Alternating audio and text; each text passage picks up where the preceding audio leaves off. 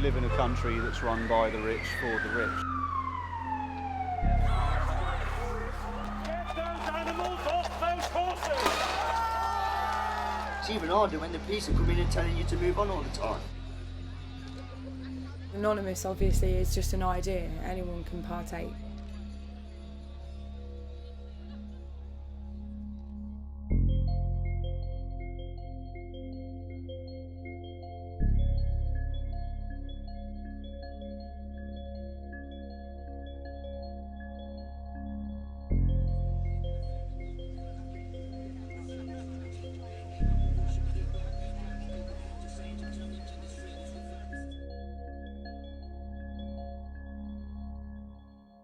I was drawn into Anonymous when they first became mainstream, really, mainly because of the work that they do and the fact that it's a collective of a lot of different campaigns all in one. I mean, there's all kinds of different causes people come here for. Such a difficult thing to pinpoint because there are so many fragmented groups. Well, my main issue at the moment is TTIP, which is the corporate grab, basically. Mainly internet censorship, public censorship in general.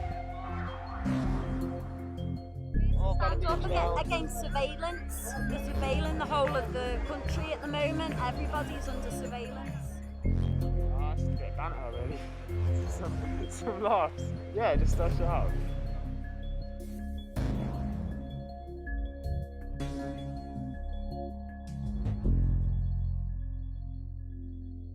We're personally homeless activists. We run an anonymous street team. We work closely with a tight-knit community to help the homeless through Pop Safe Winter. Just humanity. We just got to give it back. It's horrendous, you know. Every day you just read the papers of how many people's died. It's so sad. Op Safe Winter started originally in America called Op Ellie, and then come the winter, Nottingham did a massive protest and found a homeless guy. And that led to a video being released of everyone making money for him. And Op Safe Winter was born in England, you know, in the UK, and just basically took off. I'm one of the original ones. There's lots of us, and we all do our own projects, and we work as just one big team. No one takes credit for anything. We all have our own Op Safe Winters in every town, you know, city across the world. Op Safe Winter is literally to go straight out into your community, try and find any homeless you've got in the area, and just literally give out a sandwich or a drink, and then you can build on that. We just put calls out for sleeping bags, tents, hats, gloves, scarves, food. There isn't places you can go to and just get a complete new set of clothes, so we help them with that. You know, sleeping bags, you can't just go into a charity and say, have you got a sleeping bag, because they don't give them out. We make up little rucksacks, you know, full of toiletries, and hand them out to people so they can get washed. Because obviously the guys who go to these events are literally on the ground. There's no rejection of anyone. Anyone can come, any age. We're just basically the ground crew. I know there's charities there to help afterwards, but we just help for that one night, you know, to keep them warm and dry. You know, we're getting nice sleeping bags and stuff like that, and you know, it's nice that these people take their time out to come and help us. It's just overwhelming me. You know what I mean? It upsets me because people do actually care. I get more care off these than I do my own family. You know, they come round, they'll give you a hug, and do you know how much that means to somebody when you're homeless? It means the world. A lot of people just walk past you and just look down at you and just downgrade you straight away. They don't care about you. But these people come out and give you a helping hand. We wouldn't have nothing at all if it weren't for them. I don't think the government have a care or a say in the world or what happens to us. I mean, I'm sat in my spot right now. This is where I sleep at night. And the police will come and move me on. If it's downgrading enough, just living here. So it's even harder when the police are coming and telling you to move on all the time. Because it's Christmas, they want all the homeless off the streets because it looks bad for shoppers. Go and give them red cards and yellow cards. Get your first yellow card for basically being sat there, red card, and then you're out. They do this in every city now. Big banners everywhere, don't give money to homeless. The idea is don't help them, and then the charities will do that work. But we're just finding they're failing. You know, there's some good charities out there, but a lot of them now are just making money.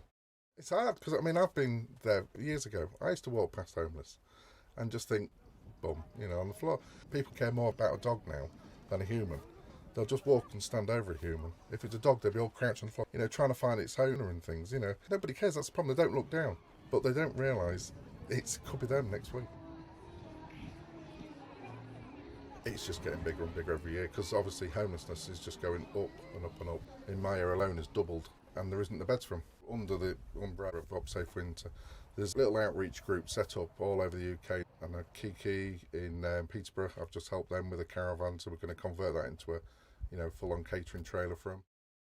There's about 12 of us in total. We are all volunteer based, so non-profit, self-funded, and we get together every week and we give them hot food, and then we also hand out clothes, shoes, sleeping bags and things like that. We knew we wanted to do something in collaboration with OpSafe Winter, but we couldn't use a venue on that day, so we had to do it the day after, and the church offered to allow us to use their venue to do the Christmas dinner.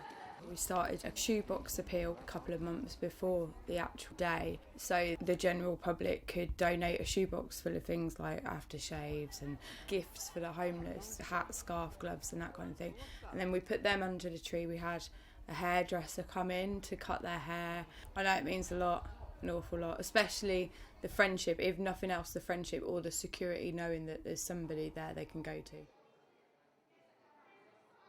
First time I went was 2014 with OpSafe Winter in Nottingham. We started walking around the streets and feeding them with sandwiches and crisps and things like that.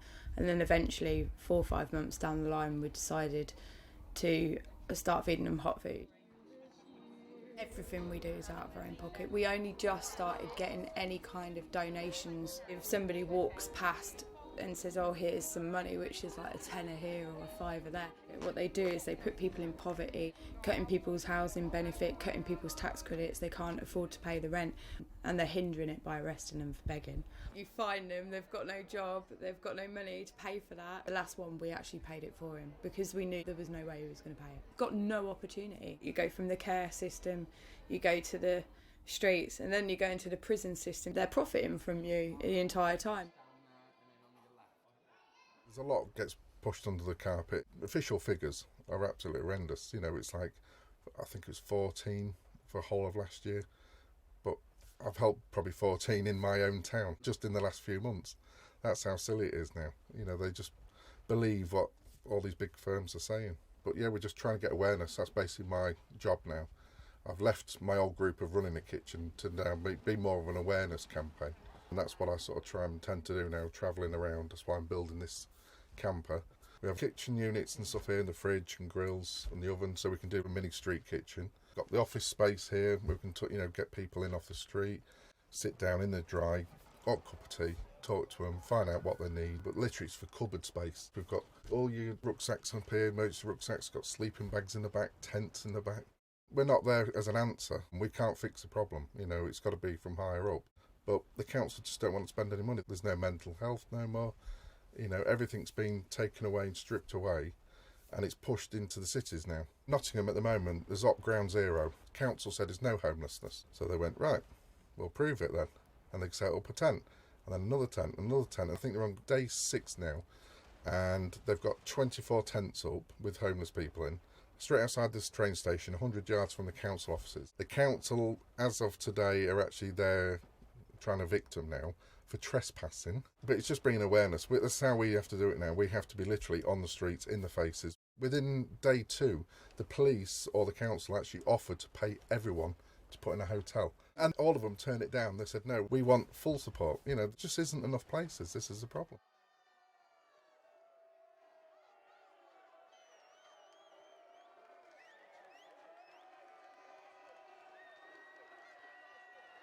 There's a lot of harsh punishment going on for people. I've had quite a few friends go down for a few months here and there for things that really is just raising awareness. And also, if they are out on the streets and they refuse to move and stuff, a lot of people have been arrested. I know there was a group on a roof to try and stop an elderly man from being evicted in Nottingham, and all of them got arrested. And I think it caused a lot of problems. It made people wary of doing those kind of things. I think Jedi, I'm not sure, possibly started OpSafe Winter. He's been a massive inspiration to me, and I know that each person is an inspiration on the next person. I hope I can be on somebody too. Years I've had my mask and everything else, but now, I think they all know me. I'm just the Jedi. I had to come out, I had to take the mask off because you can't deal with the public when you're trying to raise awareness and things like that. But I have so many good friends now just donating all sorts of things to me to help. You know, it's amazing. OpSafe Winter Anonymous has just been a family to me. We've had a bit of bad publicity, but this is our sort of baby campaign now. Follow the hashtag OpSafeWinter. That will bring up so much on Facebook, Twitter. You know, they can always come and follow me, ask me any questions they want, I'll help.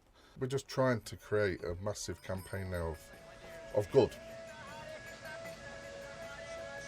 Anonymous obviously is just an idea, anyone can partake. There doesn't need to be a mask, there doesn't need to be no identity, this, that, the other. It doesn't need to be anything. It's the idea of corruption in the system and people collectively coming together to make change.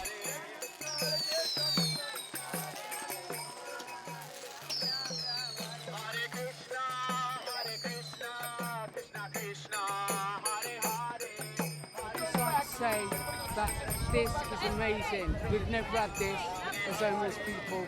This is astonishing, and thank you very much.